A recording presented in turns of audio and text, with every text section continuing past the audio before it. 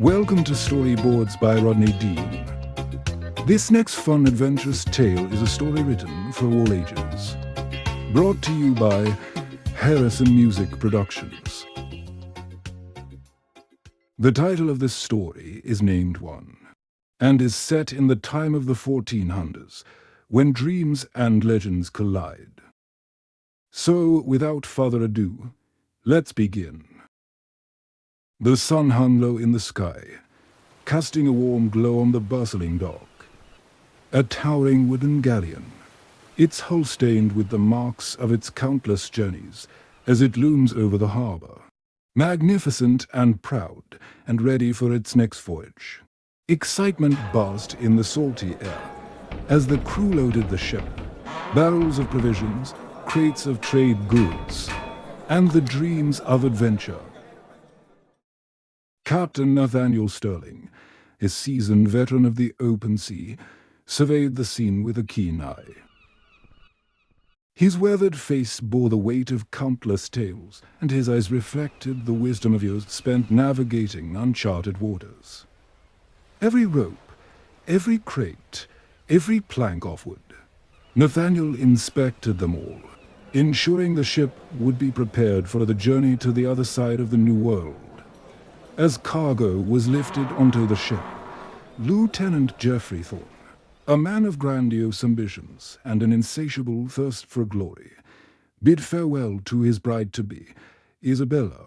With a charismatic flair, he promised her future of wealth, power, and conquest, painting a vivid picture of the world he intends to conquer. Meanwhile, meet the former cabin boy, and now gunner's mate, Thomas Cornley. He diligently completes his checklists, and quietly, he observes the lieutenant's flamboyant displays of ambition.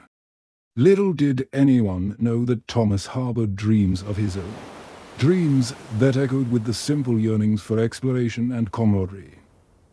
Unbeknownst to Captain Sterling, the lieutenant harbored a secret plan. A plan that would set the ship on an unexpected course before it even left the harbor. Now that all the supplies are loaded, the captain gives the order to set sail. The captain's loud voice and commands echo through the air, as the sailors scramble in unison, singing a sailor's song. Soon the crew drops the sails and the wind quickly fills the sheets. With a big gust of wind, the ship's bow begins slicing through the waves like butter. And so a new adventure begins. Once out in the deep ocean waters, it did not take much time before there was an issue.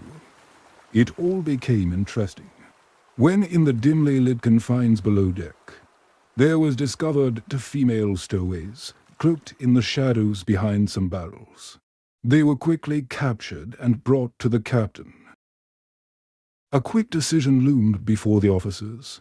What to do with these unexpected guests? Nobody knew what to do with them, until the stowaways revealed their identities as members of a secret underground group seeking to revive the old religions of their ancestors. And this is something that most of the crew on the ship supported. An oracle, wise and mysterious, and her young and beautiful apprentice, they both carried with them the hopes of a forgotten era. Reluctantly, Captain Sterling allowed them to stay aboard, and soon the oracle's presence and wisdom began to weave into the fabric of the ship's journey. The open ocean welcomed the ship with unpredictable moods.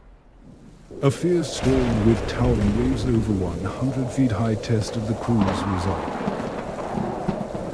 Desperation crept in as the ship creaked and groaned under the assault of wind and water. With no other options, Captain Sterling sought the help of the oracle. She agrees and steps out onto the bow of the ship. The oracle, with ancient magic, performed an incantation.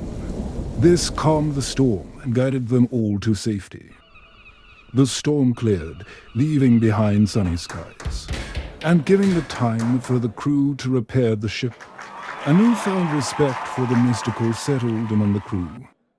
Captain Sterling, born a natural explorer, led their crew further inland.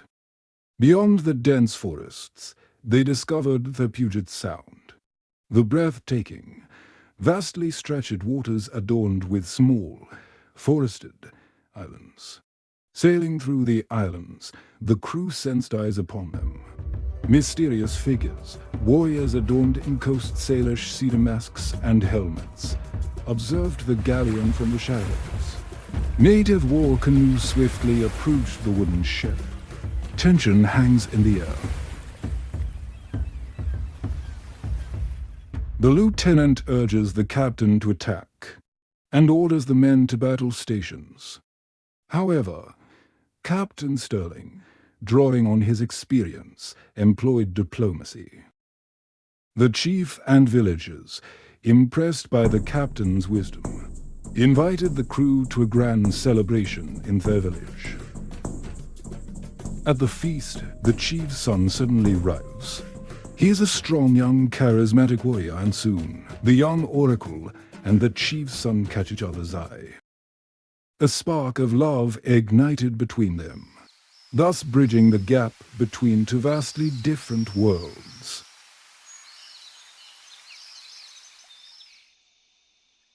The next day brings a blue sky. Everyone is awake in the early morning, and they all begin working on their daily chores. The young oracle, alone in the forest, dreams of a time she spent with the chief's son. Simultaneously, the chief's son found himself entranced by visions of her. In a secluded glade, the chief's son invited the young oracle for a ride on his horse. Resting the horses, they sit together under a shady tree. They share a passionate moment, their hearts beating as one. Back in the village, tensions escalate. The sailors are quite concerned. If the young oracle is known by man, she will lose her powers. This would be bad, and there will be no one left to carry on the tradition. The theology would be lost. The oracle, with a mystical vision, warned Captain Sterling of imminent danger. Chaos erupted as the villagers questioned the chief's son's loyalty. War seemed inevitable, and so it began. As the villagers and sailors clashed, the chief's son led the young oracle to safety on an island of the shapeshifters. There, she would be safe amongst the shadow people and well protected. Meanwhile, the healer called upon the tribe's ancestors and thy spirits, and many of the forest creatures came to join the fight. The oracle calls upon the maidens of the ocean to help. A siren starts to attack. At first she was gaining an upper hand, but the villagers are too strong, and they quickly dispatched her to the deep. On the English side, a sea wolf suddenly appears and starts to claw at the ship. Cannon fire rings out with a huge concussion sound, and with all cannons hitting the mark, the beast flies through the air and falls lifeless into the sea. The battle continued for weeks, and there seemed to be no end in sight. Even the Basket Lady joined the fight. The Basket Lady and Bigfoot together fight hard to protect the villagers, and with their help the British seem to be losing. Things are getting desperate. The battle becoming too intense and violent for Lieutenant Geoffrey Thorne. He runs away with some of the ship's gold and cowardly makes for the cover of the forest. Deservedly, he is quickly overtaken and swiftly killed by Sasquatch. The oracle calls to Poseidon for help, but it is too late. The blackfish intervened. They attacked the ship and destroyed it, but they spared some of the crew. After the battle, the whales quietly swim away. Abandoning the ship, the captain and crew row to the shore. Though the damage to the ship is great, and it looks like all might be lost, lucky for the captain, the chief's son and the young oracle returned, pleading for peace. The villagers agreed to spare the crew. The chief proposed to the oracle that he would give her a beautiful young healer from her tribe as a new apprentice.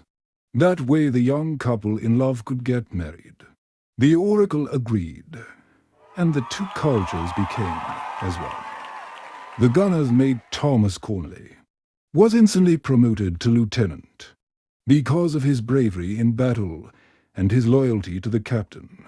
He earns the love and respect from the ship's crew. The captain smiles at Thomas and gives the order to repair the ship.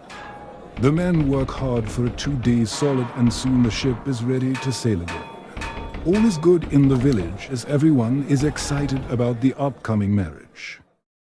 Even the basket lady was happy. She and her Sasquatch friend were busy cleaning up the battlefield, so to speak. After the ceremony and large feast, they all gather round the fire. They sang songs, danced, and enjoyed the evening together. Wounds were healed, and unity prevailed. What was once divided has become one tribe of life. The ship, now a symbol of harmony, set sail for the uncharted horizon, carrying dreams of exploration, love, and a united future. And they all lived happily ever after the end. This storyboard was written and created by Rodney Dean Harrison. For more info and more stories, stay tuned to this channel. Thank you for watching.